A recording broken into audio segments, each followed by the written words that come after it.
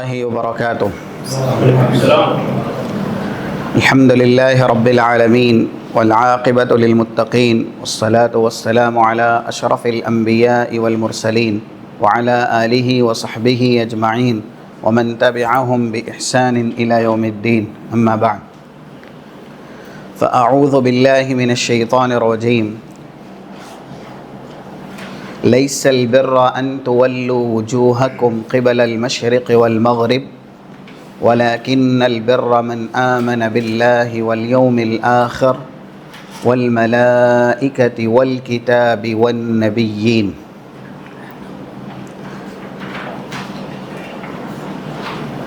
آج کی یہ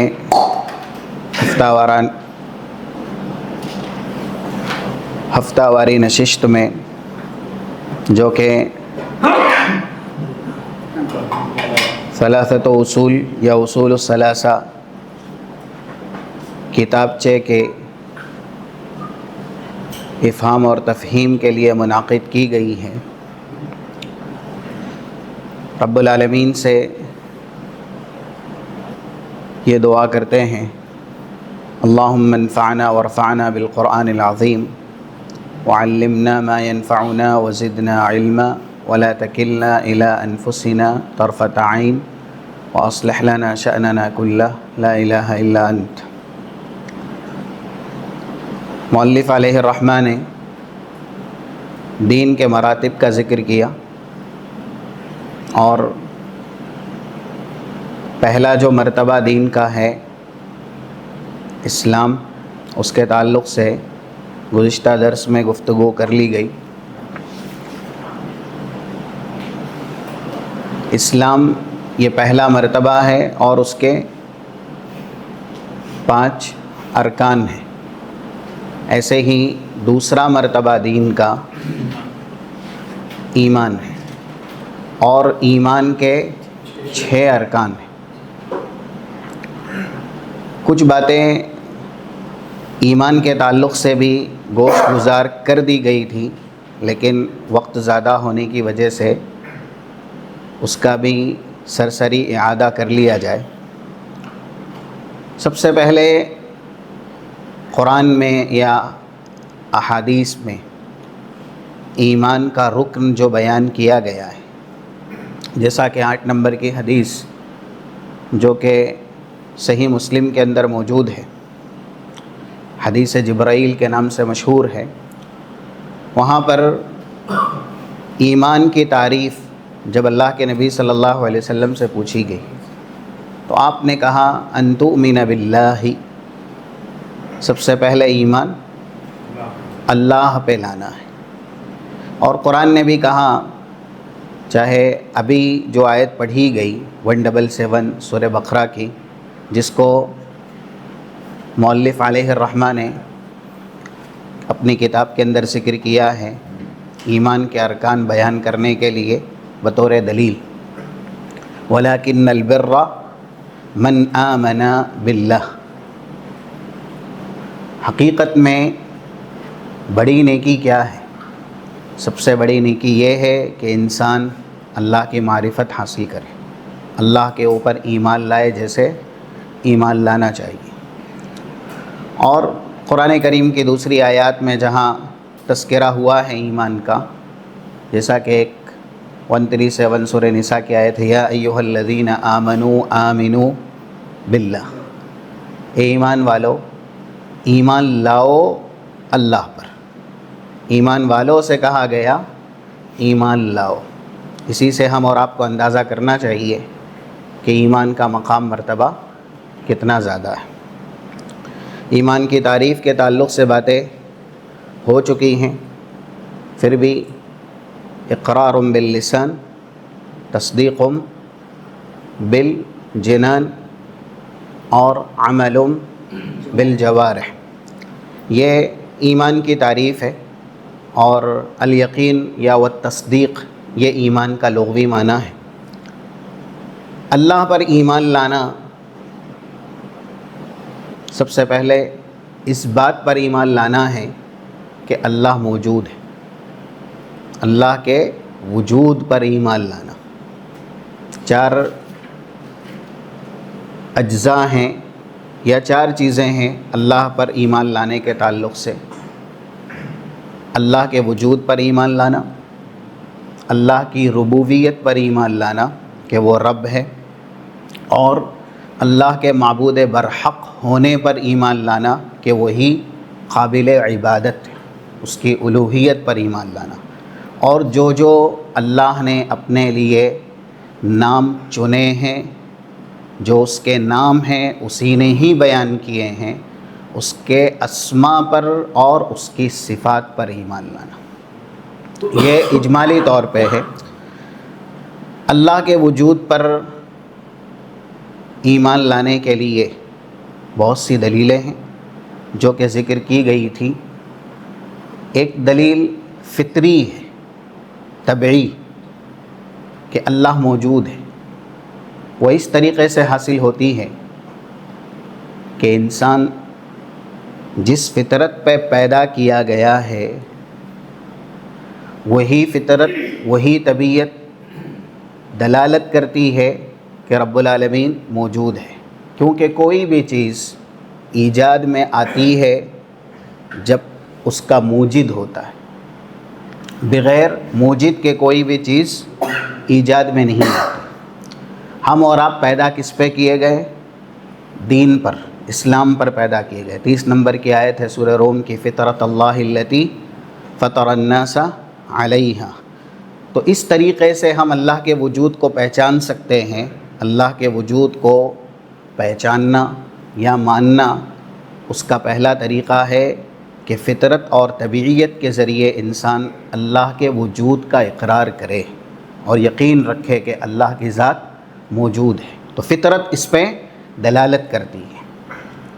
غالباً 2867 صحیح مسلم کی حدیث بھی ہے جو کہ اس پر دلالت کرتی ہے. انی خلقت عبادی حنفاء کلہم، میں نے اپنے بندوں کو حنیف بنا کے پیدا کیا.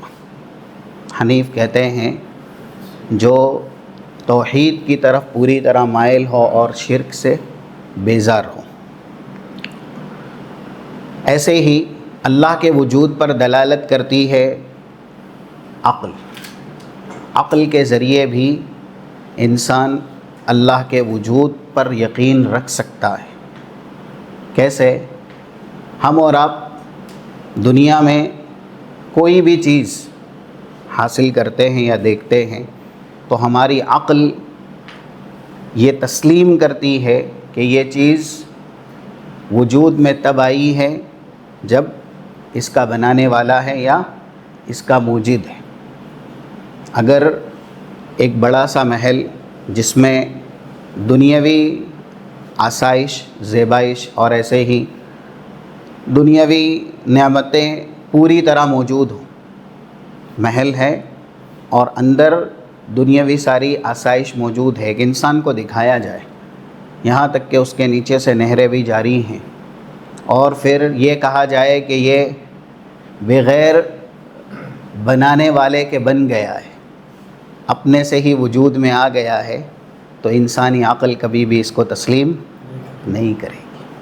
ایک چھوٹی سی چیز بھی اس بات پر دلالت کرتی ہے کہ اس کا موجد ہے، اس کا بنانے والا ہے. اتنی بڑی کائنات بغیر پلر کے آسمان کی شکل میں چھت بنا دیا جانا اور فراش کی شکل میں زمین کو بچھا دیا جانا اور میخ کی شکل میں پہاڑوں کو زمین کے اندر گاڑ دینا، یہ جو بھی نمایاں یا بڑی کاریگری ہے یہ اپنے آپ وجود میں کیسے آ سکتی ہے؟ یا بغیر موجد کے، بغیر خالق کے یہ صنعت اور یہ خلقت کیسے ہو سکتی ہے؟ اور پھر یہ بھی ہے کہ انسان اس کو پیدا بھی نہیں کر سکتا، کیونکہ انسان خود پیدا ہوا ہے. عقل کی دلیل ایک طرح سے اللہ نے قرآن کریم میں بھی بیان کی، جو 35، 36، 37 سورہ طور کی آیتیں ہیں. ام خلقوا من غیر شیء ام هم الخالقون. کیا یہ لوگ ایسے ہی پیدا کر دیے گئے بغیر کسی کے ذریعے؟ ام ہم الخالقون، یا یہ خود پیدا کرنے والے ہیں؟ دونوں ہی چیزیں نہیں ہیں۔ اور صحابی نے جبیر ابن مطعم ہیں، جب یہ آیت سنی، اللہ کے نبی صلی اللہ علیہ وسلم تلاوت کر رہے تھے، تو 4854 صحیح بخاری میں، اور ایسے ہی 4022 اور 4023، یہ دو حدیثیں ہیں جس میں اس بات کا بیان ہے کہ جب رسول اللہ نے نماز میں یہ آیت پڑھی، ام خلقوا من غیر شیء ام هم الخالقون ام خلقوا السماوات والارض بل لا یوقنون، تو وہ غور کرنے کے بعد، تفکر کرنے کے بعد کہہ رہے کاد قلبی ان یطیر، میرا دل گویا کہ اڑ رہا، اور ذالک اول ما وقر فی قلبی، انہی آیتوں پر غور و خوض کرنے کی وجہ سے میرے دل میں اسلام کی چاہت اور اسلام کی خواہش پیدا ہوئی، اور پھر رسول اللہ صلی اللہ علیہ وسلم کے ہاتھ پر میں مشرب باسلام ہوا۔ کیونکہ اس میں اس بات کا بیان ہے کہ انسان خود پیدا کیا گیا ہے، تو جو پیدا کیا گیا ہے وہ خالق کیسے ہو سکتا ہے؟ اور پھر کوئی بھی چیز ایسے ہی وجود میں نہیں آ سکتی، یہاں تک کہ انسان کو اللہ نے پیدا کیا تو کیسے پیدا کیا؟ سورہ انسان یہ ایک مستقل صورت ہے، هل اتى علی الانسان حین من الدہر لم یکن شیئا مذکورا، جو کہ پہلے سے ہی میت ہے، نطفہ ہے، بے جان ہے، اس میں جان ڈالنا، اور پھر قابل ذکر جو چیز نہ ہو اس کو وَلَقَدْ كَرَّمْنَا بَنِي آدم، اس نقشے میں متصف کرنا اور اتنے اعزاز اور اکرام سے ہمکنار کرنا، جیسا کہ اللہ نے اپنے ہی تعلق سے کہا، یہ اس کی قدرت ہے۔ 6 نمبر کی آیت ہے سورہ آل عمران کی، وَهُوَ الَّذِي يُصَوِّرُكُمْ فِي الْأَرْحَامِ كَيْفَ يَشَاءُ، ماں کے پیٹ میں، رحم مدر میں وہ جیسے چاہتا ہے تصویر بناتا ہے، اور اس نے جس کی بھی تصویر بنائی ہے وہ بہت ہی حسین اور خوبصورت بنائی ہیں۔ 64 سورہ مومن کی آیت ہے وَصَوَّرَكُمْ فَأَحْسَنَ صُوَرَكُمْ، تو عقل بھی اس بات پر دلالت کرتی ہے کائنات کا خالق، کائنات کا موجد ہے، اور وہ اللہ ہے، کیونکہ انسان خود پیدا کیا گیا ہے، اس لیے جو پیدا کیا گیا ہے وہ پوری چیز کا خالق نہیں ہو سکتا۔ ایسے ہی اللہ کے وجود پر شریعت کے کچھ دلائل ہیں۔ شریعت دلالت کرتی ہے کہ اللہ موجود ہے، کوئی ایک ایسی جامع دلیل دیجئے کہ جس سے ثابت ہو سکے کہ اللہ کا وجود ہے۔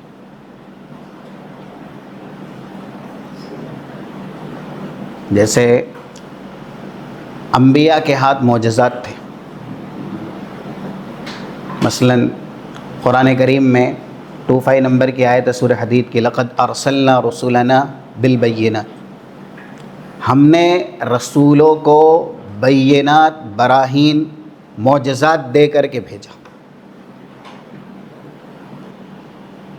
اگر اللہ نہیں ہے تو معجزات کس نے دی؟ اور ابتدا تا انتہا ہر نبی، ہر رسول نے ایک اللہ ہی کی عبادت کی طرف لوگوں کو دعوت دی۔ یہ سب دلیلیں ہیں شریعت کی جو دلالت کرتی ہے کہ اللہ موجود ہے۔ 36 نمبر کے سورہ نحل کی آیت ہے وَلَقَدْ بَعَثْنَا فِي كُلِّ أُمَّةٍ رَسُولًا أَنِ اعْبُدُوا اللَّهَ وَاجْتَنِبُوا الطَّاغُوتَ، اگر موجد خالق اللہ نہ ہوتا، نعوذ باللہ، تو پھر ابتدا تا انتہا ہر نبی، ہر رسول ایک اللہ کی عبادت کی طرف دعوت نہیں دیتے۔ اسی لیے حضرت موسیٰ کو جب اللہ نے 2 بڑے معجزے دیے، سورہ قصص میں اس بات کا تذکرہ موجود ہے، 31-32 نمبر کی آیت ہے. وہاں پر معجزات دینے کے بعد کہا گیا فَذَانِكَ بُرْهَانَانِ مِن رَبِّكَ إِلَى فِرْعَوْنَ وَمَلَئِهِ. یہ دو بڑی بڑی نشانیاں آپ کے رب کی طرف سے ہیں. یہ دلیل ہے کہ رب العالمین موجود ہے. ایسے ہی شروع سے جب سے انسان پیدا کیا گیا ہے تب سے لے کر کے اب تلک اور تا قیامت یہ رہے گا، مصائب میں، آلام میں، تکلیفوں میں اور کرب میں اللہ ہی کو پکارنا. جیسا کہ اہل شرک کے تعلق سے اللہ نے قرآن میں کہا، یہ 6-7 نمبر کی آیت سورہ اسراء میں ہے، وَإِذَا مَسَّكُمُ الضُّرُّ فِي الْبَحْرِ ضَلَّ مَن تَدْعُونَ إِلَّا إِيَّاهُ. جب وہ لوگ کشتیوں میں سفر کرتے اور یہ کشتیاں طوفان میں بھنور میں پھنس جاتی تو اپنے ہاتھوں سے تراشے ہوئے جو بھی ان کے معبودان ہوتے تھے، معبودان باطلہ، یہ سب کو چھوڑ دیتے. ضَلَّ مَن تَدْعُونَ، جس کو یہ پکارتے رہے نا ان سب کو بھول جاتے. اِلَّا إِيَّاهُ، صرف اور صرف اللہ کو پکارتے تھے. تو انسان تکلیفوں میں شروع سے لے کر کے اخیر تک تا قیامت یہ سلسلہ رہے گا، پکارتا کس کو ہے؟ اللہ کو. تو یہ بھی بہت بڑی دلیل ہے کہ رب العالمین موجود ہے، یہ شرعی دلیل ہے. اور 62 نمبر کی سورہ نمل کی آیت ہے أَمَّن يُجِيبُ الْمُضْطَرَّ إِذَا دَعَاهُ وَيَكْشِفُ السُّوءَ وَيَجْعَلُكُمْ خُلَفَاءَ الْأَرْضِ أَإِلَٰهٌ مَّعَ اللَّهِ. بے کسوں کی، لاچاروں کی، مضطر پریشان حال کی ندا دعا کون سنتا ہے؟ جواب کون دیتا ہے؟ ان کی پریشانیاں دور کون کرتا ہے؟ اور ایسے ہی زمین میں تمہیں خلیفہ نائب کون بناتا ہے؟ کیا اللہ کے ساتھ بھی کوئی الہ ہے؟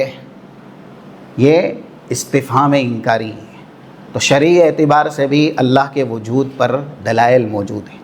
اور چوتھا، حس، محسوس ہوتا ہے کہ رب العالمین کی ذات یہ موجود ہے. کیسے؟ جب انبیاء جیسی ہستیاں بھی بڑی بڑی مصیبتوں میں پکار رہی ہیں. حضرت یونس نے کہاں سے پکارا؟ 87 سورہ انبیاء کی آیت فَنَادَى فِي الظُّلُمَاتِ أَلَّا إِلَٰهَ إِلَّا أَنْتَ سُبْحَانَكَ إِنِّي كُنْتُ مِنَ الظَّالِمِينَ فَاسْتَجَبْنَا لَهُ وَنَجَّيْنَاهُ مِنَ الْغَمِّ وَكَذَلِكَ نُنْجِي الْمُؤْمِنِينَ. جواب دیا. تو یہ حس ہے کہ ایک طرف پکارا جا رہا ہے اور دوسری طرف اللہ پکار کو سن رہا ہے، دکھا رہا ہے، نجات دے رہا ہے. حضرت یونس نجات یافتہ ہو گئے. تو حس میں یہ ایک طریقہ ہے کہ انبیاء نے بھی دعائیں کی اللہ سے مصائب اور آلام میں، تو ان کی دعائیں سنی گئی. حضرت نوح نے، ایسے ہی حضرت زکریا نے، حضرت ابراہیم نے بڑی بڑی مشکلات میں دعائیں کی. فدعا ربہ انی مغلوب فانتصر، 10 نمبر کی سورہ قمر کی آیت ہے. حضرت نوح نے دعا کی، اللہ نے ان کی بھی دعا قبول کی اور اس کے بعد ذریعہ بنایا. اور جس قوم کے خلاف بد دعا کی گئی تھی لا تذر علی الارض من الکافرین دیارا، ان کو ان کے کیفر کردار تک پہنچایا. حضرت زکریا نے دعا کی یہاں تک کہ انسانی طاقت جس عمر میں ولادت پر قادر رہتی ہے وہ ساری طاقت ختم ہو گئی تھی. سورہ مریم کی ابتدائی آیات میں ہیں جس میں کہا گیا کہ وَاشْتَعَلَ الرَّأْسُ شَيْبَةً إِنِّي وَهَنَ الْعَظْمُ مِنِّي، ہڈیاں بوسیدہ ہو گئی، کمزور ہو گئی ہیں. اور بڑھاپا بالکل جسم پہ طاری ہو گیا ہے. وَلَمْ أَكُمْ بِدُعَائِكَ رَبِّ شَقِيًّا, لیکن اللہ تجھ سے مانگنے میں مایوس نہیں ہوں, مانگتا رہوں گا. تو یہ حص ہے کہ جب وہ مانگتے رہے تو اللہ نے کہا فَاسْتَجَبْنَا لَهُ وَوَهَبْنَا لَهُ يَحْيَىٰ وَأَصْلَحْنَا لَهُ زَوْجَهُ. یہ آیت ہے 90 نمبر کی سورہ انبیاء کی. ہم نے ان کی بھی پکار سنی اور اس عمر میں ان کو بھی حضرت یحییٰ کی شکل میں نیک صالح اولاد عنایت کی.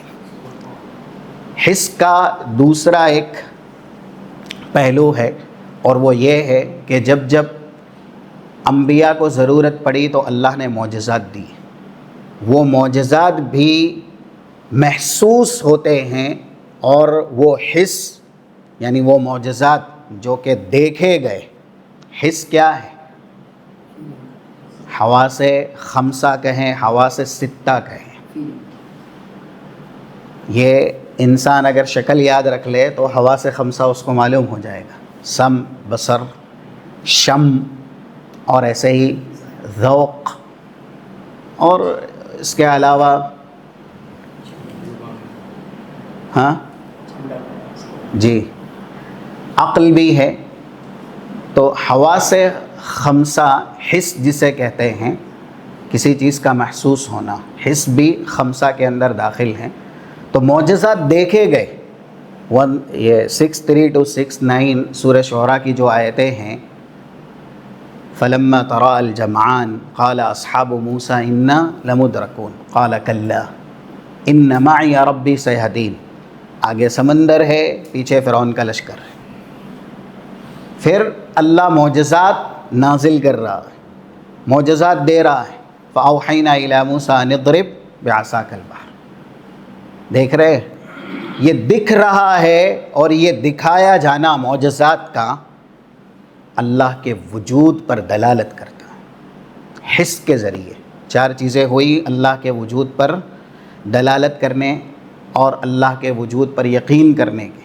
پہلا, انسان اپنی فطرت اور طبیعت سے پہچانے گا کہ اللہ موجود ہے. دوسرا عقل. تیسرا شریعت کے دلائل.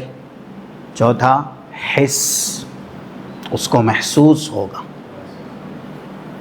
کہ اللہ موجود ہے. تو یہ ہے اللہ پر ایمان لانے میں پہلا جز کہ اللہ کے وجود پر ایمان لانا. دوسرا, اللہ رب ہے, اس کی ربوبیت پر ایمان لانا. کائنات میں کوئی بھی ایسا پیدا ہی نہیں ہوا جس نے اللہ کی ربوبیت کا انکار کیا. اگر انکار کیا بھی ہے تو انکار صرف تکبر کی وجہ سے کیا, لیکن وہ دل میں تسلیم کر رہا ہے کہ اللہ ہے. ایک بڑی مثال, اور قرآن کے دلائل ہیں اس پہ. یہ ربوبیت پر اتنی بڑی دلیل ہے. فرعون نے کیا کہا؟ 24 نمبر کی آیت سورہ نازعات کی, انا ربکم الاعلی, میں سب سے بڑا رب ہوں. دوسری جگہ کہا, جیسا کہ 4 نمبر کی غالباً سورہ قصص کی آیتیں ہیں, ما علمت لکم من الہ غیری, میں اپنے علاوہ نعوذ باللہ کوئی الہ نہیں جانتا. لیکن اللہ کہہ رہا ہے علیم بذات الصدور.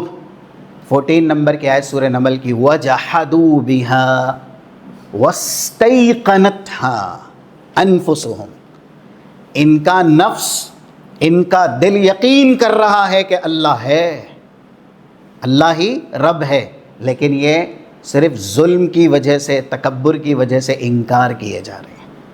حضرت موسیٰ نے اپنے دلائل فرعون کے سامنے دکھائے, تب بھی کہا. یہ قرآن میں اللہ نے نازل کیا ہے. 102 نمبر کی آیت ہے سورہ اسراء کی, لَقَدْ عَلِمْتَ مَا أَنزَلَ هَؤُلَاءِ إِلَّا رَبُّ السَّمَاوَاتِ وَالْأَرْضِ بَصَائِرَ وَإِنِّي لَأَظُنُّكَ يَا فِرْعَوْنُ مَثْبُورًا. یہ جو بھی معجزات میں تیرے پاس لے کر کے آیا ہوں اے فرعون, تجھے بھی یقین ہے کہ اس کا دینے والا رب السماوات ہے, آسمان اور زمین کا رب ہے, اس نے ہی یہ معجزات مجھے دیے ہیں، لیکن تو سرکشی میں، تکبر میں اس کا انکار کر رہا ہے۔ تو کوئی بھی کائنات میں ایسا آیا ہی نہیں جو اللہ کی ربوبیت کا انکار کرے۔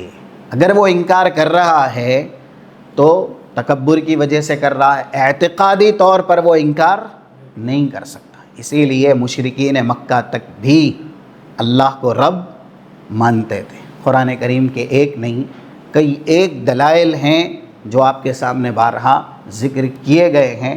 832 89 یہ بہت مضبوط دلیل ہے سورۃ المومنون کی، جس میں اللہ نے مختلف انداز میں سوال کیا ہے، قل من رب السماوات السبع ورب العرش العظیم سیقولون للہ قل من بیدہ ملکوت کل شیء وہو یجیر ولا یجار علیہ ان کنتم تعلمون سیقولون للہ۔ یہاں تک پوچھا گیا ان سے کہ ساتوں آسمان، ساتوں زمین، سورج، چاند، ان سب کا بھی خالق کون؟ جیسا کہ 61 نمبر کی سورہ عنکبوت کی آیت ہے، وَلَئِن سَأَلْتَهُم مَّن خَلَقَ السَّمَاوَاتِ وَالْأَرْضَ وَسَخَّرَ الشَّمْسَ وَالْقَمَرَ لَيَقُولُنَّ اللَّهُ۔ یہ مشرکین مکہ کہہ رہے ہیں، جب ان سے پوچھو اے نبی، ساتوں آسمان، ساتوں زمین، سورج، چاند، ان سب کو کس نے پیدا کیا؟ یہاں تک کہ پوری کائنات کی تدبیر کون کرتا ہے؟ پوری کائنات میں اس اکیلے کا ہی حکم چلتا ہے، وہ ذات کون ہے؟ سب اس کے تابع ہیں، وہ کسی کے بھی تابع نہیں ہیں، وہ سب پہ غالب ہے۔ تو یہ مشرکین بھی جواب دیں گے کہ ایسی ذات تو اللہ ہی کی ہے۔ اس لیے ربوبیت پر ایمان لانا حقیقت میں اللہ کی ذات پر ایمان لانا ہے۔ جو اللہ کی ربوبیت کا انکار کرے یا ربوبیت پر ایمان نہ لائے تو اس کا الایمان باللہ یہ صحیح نہیں ہے۔ ایسے ہی ربوبیت کے ساتھ ساتھ الوہیت پر ایمان لانا۔ کلام مجید میں اس کی دلیلیں ہیں، مؤلف علیہ الرحمٰ نے بھی کچھ ذکر کی ہیں۔ ایک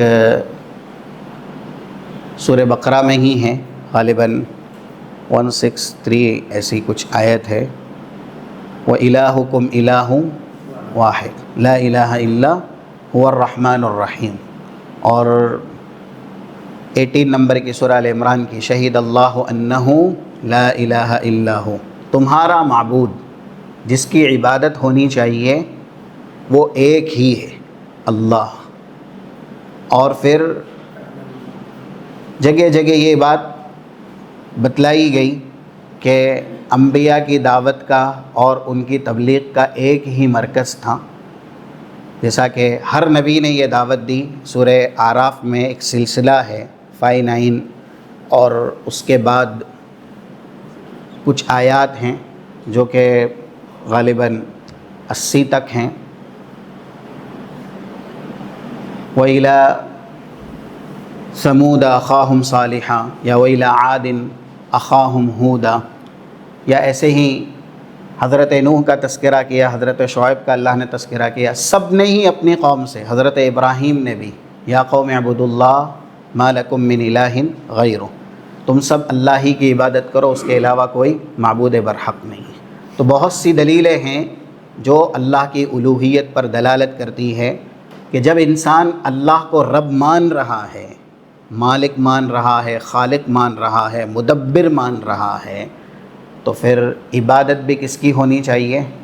اسی لیے مشرکین مکہ کو اللہ نے جا بجا کلام مجید میں یہی کہا کہ جب تم اللہ کی ذات کو رب مانتے ہو تو اس کی عبادت میں شریک کیسے کرتے؟ جو رب ہے وہی قابل عبادت بھی ہے۔ قرآن کریم کا پہلا حکم ہے 21 نمبر کی آیت سورہ بقرہ کی، یا ایھا الناس اعبدوا ربکم الذی خلقکم، جس نے تم کو پیدا کیا۔ خالق تو وہ مان رہے ہیں کہ اللہ خالق ہے، تو اللہ کہہ رہا ہے خالق کی دلیل دے کر کے کہ اللہ کی عبادت کرو، معبود برحق بھی اللہ ہی ہے، جو خالق ہے وہی معبود برحق ہے۔ ایک غلام ہے، اس کے ساتھ آقا مالک ہر طریقے کا اچھا بہتر حسن سلوک کرے، لیکن خدمت وہ کسی اور کی کرے، خدمت وہ کسی اور کی کرے، تو کیا یہ درست ہے؟ غلام ہے اور مالک آقا اس کے ساتھ بہتر سلوک کر رہا ہے، وہ اس کے حقوق ادا کر رہا ہے، لیکن یہ جو غلام ہیں یہ مالک کے حقوق ادا نہیں کرتا، اس کے حقوق دوسرے کو دیتا ہے۔ عقل اس بات کو تسلیم کرے گی یہ صحیح ہے؟ ربوبیت افعال الرب ہے۔ کیا ہے؟ افعال الرب۔ خالق، مالک، مدبر یا رازق، یہ سب کون کرتا ہے؟ یہ کس کے اختیارات ہیں؟ رزق کون دیتا ہے؟ پیدا کون کرتا ہے؟ یا کھانے پینے کی جو بھی اشیاء ہے زمین سے اس کو کون نکالتا ہے؟ آسمان سے بارش کون برساتا ہے؟ ربوبیت اللہ کے افعال ہیں۔ اللہ نے بندوں کے ساتھ بے انتہا انعام کیا ہے اور بے انتہا اچھا بہتر سلوک کیا ہے۔ اور الوہیت، الوہیت یہ بندے کے حقوق یا بندے کے افعال بندے کی ذمہ داری ہے۔ جب ربوبیت پوری ہو گئی، اللہ نے ہم کو پوری طرح احسان کر کے اور ہر نعمت سے نواز کر کے ہم کو انسان بنایا یا ایسے ہی دولت اسلام سے مالا مال کیا، تو بطور احسان ہمیں بھی اللہ کا حق ادا کرنا ہے۔ تو ربوبیت اللہ کے کارنامے ہیں جو اللہ نے کیے ہیں، انسان اس کو تسلیم کر رہا ہے۔ ایک غلام کہہ رہا ہے کہ میرا آقا میرے ساتھ اچھا بہتر سلوک کرتا ہے، تو اب تجھے بھی بدلے میں اچھا بہتر سلوک کرنا ہے نہیں کرنا ہے؟ اب اگر یہ غلامی کسی اور کی کرے تو کیا یہ درست ہوگا؟ جب اللہ نے ہم اور آپ پر پورا احسان کیا ہے، ہم اس کو تسلیم بھی کرتے ہیں۔ اس لیے جو ربوبیت کو مانتے ہیں وہ یہ تسلیم کرتے ہیں کہ جو ہم ہیں اللہ ہی کی وجہ سے ہیں، تو پھر الوہیت یہ ربوبیت کا لازمہ ہے کہ جس ذات نے آپ کو سب کچھ دیا آپ نے اس کا حق دوسروں کو دے دیا۔ تو توحید ربوبیت توحید الوہیت کا لازمہ ہے۔ جو توحید ربوبیت کو مانے وہ توحید الوہیت کو مانے گا ہی۔ اگر وہ نہیں مانتا الوہیت کو تو اس کا مطلب ہے کہ وہ توحید ربوبیت کو نہیں مانتا۔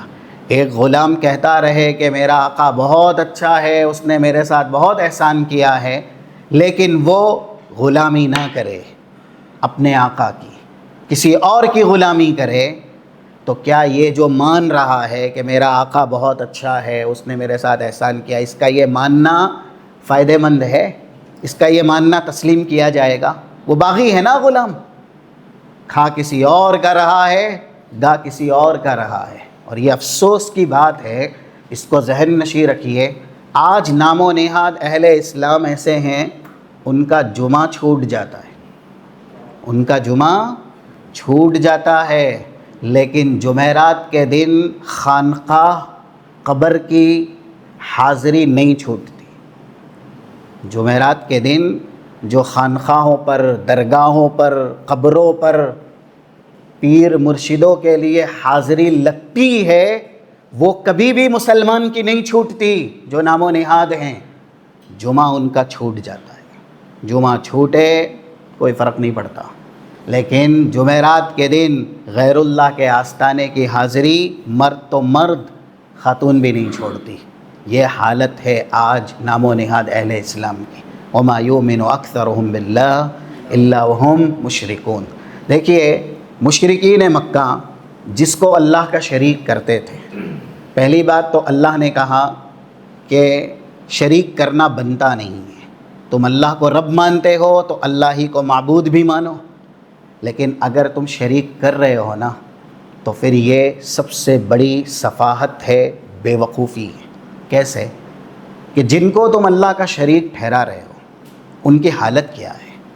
191 191 192 سورہ اعراف میں ہے، ایشرکون ما لا یخلق شیئا وہم یخلقون۔ تم شریک کر رہے ہو ایسوں کو جنہوں نے کچھ بھی پیدا نہیں کیا بلکہ وہ پیدا کیے گئے ہیں. وَلَا يَسْتَطِيعُونَ لَهُمْ نَصْرًا وَلَا أَنفُسَهُمْ يَنصُرُونَ. تم اللہ کا شریک ایسوں کو بنا رہے ہو اپنے نفع کے لیے جو خود کے نفع کا بھی اختیار نہیں رکھتے. اپنی مدد کے لیے تم اللہ کے ساتھ ایسے کو پکار رہے ہو جو اپنے آپ کی بھی مدد نہیں کر سکتے. جیسا کہ اللہ نے کہا سورہ فرقان کی دوسری آیت ہے وَاتَّخَذُوا مِن دُونِهِ آلِهَةً لَا يَخْلُقُونَ شَيْئًا وَهُمْ يُخْلَقُونَ وَلَا يَمْلِكُونَ لِأَنفُسِهِمْ ضَرًّا وَلَا نَفْعًا وَلَا يَمْلِكُونَ مَوْتًا وَلَا حَيَاةً وَلَا نُشُورًا. جن کو تم اللہ کا شریک ٹھہرا رہے ہو یہ ذرہ برابر تم کو نہ نقصان سے بچا سکتے ہیں نہ ہی تمہیں نفع دے سکتے ہیں. تم کو وہ کیا دیں گے؟ وہ جب خود جی رہے تھے تو اپنے آپ کا بھی ذرہ برابر نفع اور نقصان کا وہ حق اور اختیار نہیں رکھتے تھے. آج بھی آپ دیکھیے کوئی کتنا بھی بڑا ہو جائے کیا اسے اپنی موت کے اوپر قدرت ہے؟ اپنی زندگی پر قدرت ہے؟ قرآن کریم نے اس طرح کے سوالات کیے ہیں جو کہ سورۃ الواقعہ کے بالکل اخیر کے اندر موجود ہیں.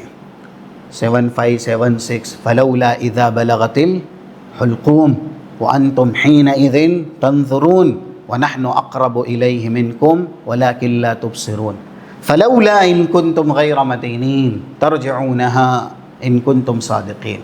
اب لے کے آ جاؤ تمہارے جتنے بھی ہیں، تمہارا اپنا جا رہا ہے، کیا اس کی وفات کو دنیا کا کوئی بھی بڑے سے بڑا طاقتور روک سکتا ہے؟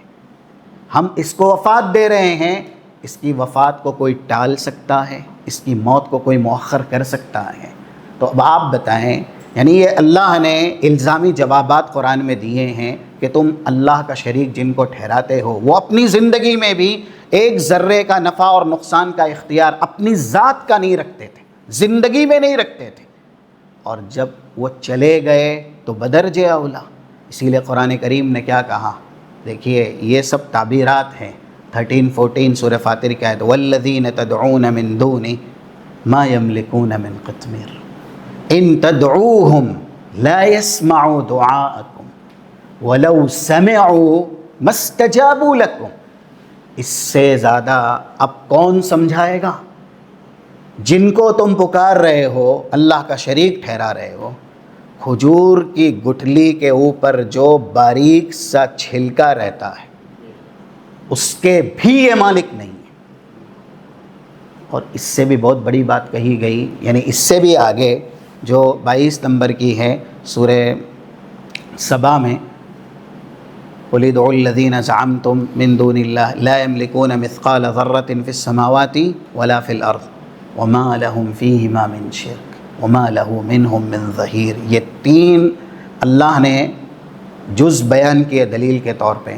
اللہ کے علاوہ جن کو تم پکار رہے ہو وہ کھجور کی گٹھلی کے اوپر چھلکا چھوڑیے، ذرہ جو نظر آتا نہیں، ذرہ نظر آتا نہیں، لا یملکون مثقال ذرہ، وہ ذرے کے برابر کے بھی مالک. چھوڑیے ملکیت تو دور کی بات ہے، وہ ذرے کے برابر بھی اللہ کے ساتھ شراکت میں نہیں ہے، پارٹنرشپ میں نہیں ہے، اور شراکت بھی دور. وما لہ منہم من ظہیر. اس ذرے کو بھی اللہ نے پیدا کیا ہے، اس کی پیدائش میں تم جن کو اللہ کا شریک ٹھہرا رہے ہو انہوں نے کوئی اللہ کی ہیلپ اور مدد نہیں کی. یہ دلائل ہیں جو کہ ثابت کرتے ہیں کہ جن کو تم اللہ کا شریک بنا رہے ہو یہ اللہ کے شریک کیسے ہو سکتے ہیں، کیونکہ یہ تمہاری طرح انسان ہیں. عباد امثالکم فدعوہم، تم ان کو پکارو. تو اللہ نے قرآن میں کہا ان تدعوہم لا یسمع. پہلی بات جو چلے گئے ہیں پکارتے رہو، وہ سنیں گے ہی نہیں. ابھی ایک بہرے گونگے کو ایک انسان آواز دیتا رہے دور دراز سے، سنے گا وہ؟ اس سے بھی زیادہ ہے، قبر کے نیچے پہنچ گئے ہیں، کیا پتہ ہے کہ بھی نہیں، کیونکہ انسانی جسم پوری طرح سڑ جاتا ہے، ان تدعوہم لا یسمعوا دعاءکم، پکارو یہ سن نہیں سکتے۔ اللہ نے کہا اگر ہم سنا بھی دینا تو یہ جواب بھی نہیں دے سکتے، تو پھر کیوں پکار رہے ہو؟ ومن اضل ممن يدعو من دون اللہ من لا يستجیب له الى یوم القیامہ، 5 اور 6 سورہ احقاف کی آیت ہے۔ اس سے بڑھ کے گمراہ کون ہوگا جو ایسوں کو پکار رہا ہے، اس کی پکار کو وہ سنتے ہی نہیں اور جواب بھی نہیں دے سکتے، قیامت تک وہ ان کے پکارنے سے غافل ہے۔ اور یہ بھی ہے کہ اگر یہ نیک رہے، آج جن کو بھی کہا گیا، جیسے شیخ عبد القادر جیلانی ہے نا، تو ان کی تو کتابیں ہیں اور ان کا موقف ہے، اور ایسے ہی ان کے عقائد بھی ان کی کتاب میں بیان ہوئے ہیں، اور اس میں کوئی شک نہیں ہے کہ ان کی کتاب پڑھنے کے بعد ہم یقین سے کہہ سکتے ہیں کہ وہ موحد ہیں۔ انہوں نے اپنی کتاب میں یہاں تک بھی لکھا ہوا ہے نمازی کے تعلق سے، کیونکہ حنبلی مسلک کے علم بردار ہیں، ایک نماز جان بوجھ کے اگر کوئی چھوڑتا ہے تو وہ دین میں ہی نہیں رہتا ہے، یعنی جو عقائد اہل السنہ والجماعہ کے ہیں وہی ان کے ہیں۔ وَإِذَا حُشِرَ النَّاسُ كَانُوا لَهُمْ أَعْدَاءَ، آج اگر کوئی انہیں غوث اعظم کہتا ہے، پریشانیوں میں تکلیفوں میں اللہ کو نہ پکار کے ان کو پکارتا ہے، تو کل جب اللہ اٹھائے گا نا میدان محشر میں، تو جن کو پکارا گیا ہے وہ اللہ کے نیک بندے ہیں، تو یہ دشمن ہو جائیں گے اپنے پکارنے والوں کے، کہ اللہ یہ تیرے عذاب کے مستحق ہے، ان کو عذاب دے، یہ تیرے بھی دشمن ہے ہمارے بھی دشمن ہیں۔ وَكَانُوا بِعِبَادَتِهِمْ كَافِرِينَ، برملا عبادت کا انکار کر دیں گے۔ ہم نے تھوڑی کہا انہیں دنیا میں کہ ہماری وفات کے بعد قبروں پہ آنا، چادریں چڑھانا، نظر و نیاز کرنا، مصائب عالم میں ہمیں پکارنا، جیسا کہ حضرت عیسیٰ بھی کہیں گے یہی 116 117 سورہ مائدہ کے اخیر میں۔ تو الوہیت، اللہ کی الوہیت پر ایمان لانا یہ سب سے بڑا ایمان کا حصہ ہے، اللہ کے ایمان کے اجزاء میں اللہ کی الوہیت پر ایمان لانا۔ اگر کوئی اللہ کی عبادت نہیں کرتا یا عبادت میں شریک کرتا ہے تو اگرچہ وہ رب مانے، اللہ کے وجود کا یقین رکھے، یہ کوئی فائدہ اس کو نہیں دے گا۔ اور اخیر میں جو چوتھا جز ہے کہ اللہ کے اسماء اور صفات، اس کے اوپر انسان ایمان لائے کہ جو بھی نام اللہ نے اپنے لیے متعین کیے ہیں وہ اسی کے لیے سزاوار ہیں۔ اس میں 4 قید لگائی جاتی ہے، بغیر تحریف کے اور بغیر تعطیل کے، بغیر تکییف کے اور بغیر تمثیل کے۔ یہ 4 لفظ ہے۔ تعطیل کا مطلب ہے اللہ کے نام اور صفات کا انکار کر دینا، معطل کر دینا۔ ایک فرقہ جو یہی نام سے یعنی مشبہہ کر کے یا اسی طریقے سے جنہوں نے اللہ کے ناموں کا پوری طرح انکار کیا ہے، تو تعطیل کا مطلب ہوتا ہے اللہ نے کہا وہ السمیع، وہ سمیع ہے، البصیر، وہ بصیر ہے، تو اللہ کے لیے سمیع اور بصیر کا انکار کرنا کہ وہ سمیع اور بصیر نہیں ہے۔ معطلہ بھی ایک فرقہ ہے، مشبہہ بھی ایک فرقہ ہے۔ یہ لوگ اس لیے اللہ کے ناموں کو نہیں مانتے ہیں کہ اگر ہم مان لیں کہ اللہ سمیع ہے تو بندہ بھی سمیع ہے اور بندے سے مشابہت لازم آ جائے گی۔ حالانکہ اتنی مخلوقات ہے دنیا میں، جبکہ سب کے اندر صفات ایک جیسی ہے لیکن نام کے اعتبار سے یکساں ہے۔ جانوروں میں بھی قوت سماعت ہے، انسانوں میں بھی ہے۔ جانوروں میں بھی قوت بصارت ہے، انسانوں میں بھی ہے۔ پہلی بات تو جانوروں میں ہی سب کی سماعت ایک جیسی نہیں ہے، سب کی بصارت ایک جیسی نہیں ہے۔ انسانوں میں بھی سب کی سماعت اور سب کی بصارت ایک جیسی نہیں ہے۔ تو جب مخلوق میں ہی سماعت اور بصارت ایک جیسی نہیں ہے تو خالق اور مخلوق میں مشابہت کیسے ہو سکتی؟ اور جب دلیلیں بھی ہیں قرآن میں اللہ نے کہا 11 نمبر کی آیت جہاں پر لیس کمثلہ شیء سورۃ شورى میں، اس کی طرح اس کے مثل کوئی نہیں۔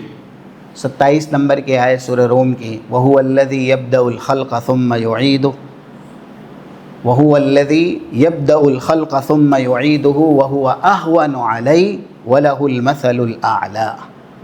اس کی جو بھی مثال ہے وہ صرف اسی کے لائق ہے، سب سے اعلیٰ مثال ہے۔ اور جب اللہ نے جو مثالیں اپنے لیے رکھی ہیں وہ اسی کے لیے سزاوار ہے۔ ناموں میں بھی وہ یکتا ہے، اکیلا ہے، لم یکن لہ شریک فی الملک، جیسے بادشاہت میں کوئی اس کا شریک نہیں، اسی طریقے سے اس کے اسماء اور صفات میں بھی اس کا کوئی شریک نہیں۔ تو اللہ کے ناموں کو اور اس کی صفات کو بغیر تعطیل کے، تعطیل کا مطلب ہے انکار کرنا، اور ایسے ہی بغیر تحریف کے، تحریف کا مطلب ہے رد و بدل کرنا۔ تبارک الذی بیدہ الملک یحرفون الکلم عن مواضعہ، تحریف، تعطیل، تحریف، ہاں، تحریف کا مطلب ہے تغییر، بدل دینا۔ جیسے تورات اور انجیل عیسائی اور یہودیوں کے تعلق سے اللہ نے کہا، 13 نمبر کی آیت ہے سورہ مائدہ کی، یحرفون الکلم عن مواضعہ، ان لوگوں نے کتابوں میں جو کلمات تھے اس کو جگہ سے ہٹا دیے، اس میں اپنی طرف سے اضافے کر دیے، بدل دیے۔ جی تحریف۔ اب تبارک الذی بیدہ الملک، بابرکت ہے وہ ذات جس کے ہاتھ میں بادشاہت ہے، تو اس کا معنی ہاتھ نہ کر کے قدرت کرنا۔ کیا کرنا؟ قدرت۔ اور تجری بأعیننا، ہماری آنکھوں کے سامنے وہ کشتی چل رہی تھی۔ اعین، عین اللہ نے اپنے لیے ثابت کیا، تو وہاں پر کہنا کہ اللہ کی حفاظت میں، تجری فی حفظہ و رعایتہ، اس کو کہتا ہے تحریف۔ یہ معتزلہ ہیں اور دوسرے اشاعرہ ہیں، ان لوگوں نے اللہ کے اسماء اور صفات میں ایسی ہی تبدیلی کی ہے۔ اللہ نے جو صفت اپنے لیے استعمال کی اس کے معنی میں تبدیلی کر دی۔ تمثیل کہتے ہیں مثال دینا۔ اللہ کی سماعت ہے ہم مانتے ہیں، نعوذ باللہ، لیکن مخلوق کے مثل۔ اللہ علیم ہے ہم مانتے ہیں، نعوذ باللہ، لیکن مخلوق کے مثل ہے علیم۔ اللہ مخلوق کے مثل ہے علیم، نعوذ باللہ۔ یعلم ما یلج فی الارض وما یخرج منہا وما ينزل من السماء وما يعرج فيها وهو معكم أينما كنتم واللہ بما تعملون بصیر۔ 4 نمبر کی آیت ہے سورہ حدید کی۔ اللہ ذرے ذرے کو جانتا ہے، جو زمین سے نکلا، جو آسمان سے اترا، اور درخت کا پتا بھی حرکت کرتا ہے تو اللہ کے علم کے بغیر نہیں۔ وَأَنَّ اللَّهَ قَدْ أَحَاطَ بِكُلِّ شَيْءٍ عِلْمًا، انسان کو اپنے گھر میں ہی نہیں پتہ رہتا ہے، بسا اوقات جیب میں کیا ہے وہ نہیں پتہ رہتا ہے۔ انسان ایسا علیم ہے، اور یہ کہنا کہ اگر علیم اللہ ہے، نعوذ باللہ، تو انسانوں کی طرح یا مخلوق کی طرح ہے۔ تو یہ تمثیل کا معنی ہے۔ تو بغیر تمثیل کے اللہ کے اسماء اور صفات کو ہمیں ماننا ہے، اس پر ایمان لانا ہے، اور بغیر تکییف کے۔ سب سے بڑی گمراہی جو جس فرقے میں آئی ہے وہ اس وجہ سے آئی ہے کہ انہوں نے اپنی عقل کا استعمال کیا، عقل کا استعمال کیا، خاص کر کے غیبیات میں، جس کا ادراک انسان کی عقل کبھی کر ہی نہیں سکتی، ان چیزوں میں بھی عقل کو مقیاس بنایا، عقل کو ترازو بنایا، اور عقل میں نہیں آیا انکار کر دی۔ سب سے زیادہ یا سب سے بنیادی وجہ گمراہی کی ہر فرقے میں کہ جو دنیاوی چیزیں ادراک کر سکتی ہیں ان کی عقل، انہوں نے اسی پر ہی اللہ کے غیبی امور کا بھی ادراک کیا ہے۔ جیسے اللہ عرش پہ ہے مستوی، کیسے ہے؟ کیسے ہے؟ اللہ نے تقدیر بنائی ہے، قلم سے کہا اکتب، 4700 ابو داؤد کی حدیث ہے، اس نے کہا ماذا اکتب؟ کہا اکتب مقادیر الخلائق الی یوم القیامہ، اکتب ما کان، اکتب ما هو کائن الی الابد، جو ہونے والا ہے قیامت تک وہ سب کے سب لکھ دے۔ قلم نے تبھی لکھ دی جب انسان یہ سنتا ہے، کیونکہ اس کو دنیا میں ہر چیز عقل سے سمجھنا یا ایسے ہی عقل سے محسوس کرنا ہے، تو اس میں بھی غیبیات میں بھی وہ کہتا کیسے لکھا، کیسے ہوا؟ اللہ عرش پہ ہے تو کیسے ہے؟ تکییف، سوالات کرنا اور کیفیت پوچھنا، یہ کیفیت پوچھنا اللہ کے اسماء اور صفات میں یہ اہل بدعت کا طریقہ ہے، اور اس کو رسول اللہ نے تنطع کہا ہے کہ اس کے پیچھے پڑنا جس کا علم آپ کے پاس نہیں ہے۔ ہلک المتنطعون، ہلک المتنطعون، تنطع، پیچھے پڑے رہنا نہیں، بتائیے آپ بتائیے، حالانکہ غیبیات ہے۔ نعوذ باللہ ابھی پوچھا جائے کہ اللہ کیسا ہے، نعوذ باللہ کون بتا سکتا؟ تو جیسے ذات کے تعلق سے علم نہیں ہے، ویسے اللہ نے اپنے بہت سے معاملات رکھے ہیں جن کو ہم غیب کہتے ہیں۔ جنت بتا سکتا ہے کوئی؟ جہنم بتا سکتا ہے کوئی؟ جتنا ثابت ہے آپ اتنا بول سکتے ہیں، اس سے زیادہ فرشتے اتنے زیادہ کیسے ہیں؟ آسمان پر 4 بالش کے برابر بھی جگہ نہیں ہے جہاں کوئی فرشتہ سجدہ ریز نہ ہو، عبادت نہ کرنے والا۔ اب انسان پوچھے یہ کیسے؟ تو جب یہ سوال انسان اپنی عقل کی وجہ سے غیبی امور میں کرتا ہے تو وہیں سے گمراہی کا راستہ کھلتا ہے، اور یہی گمراہی کا سبب ہوتا ہے۔ تو یہ ایمان باللہ کے تعلق سے باتیں تھیں۔ اب آئندہ انشاءاللہ موقع رہا تو کچھ باتیں بیان کی جائے گی اسی سے متعلق۔ رب العالمین سے دعا ہے اللہ ہمیں کتاب و سنت کی باتیں سننے سمجھنے اور عمل کرنے کی توفیق و سعادت نصیب فرمائے۔ سبحانک اللہم و بحمدک، اشہد ان لا الہ الا انت، استغفرک۔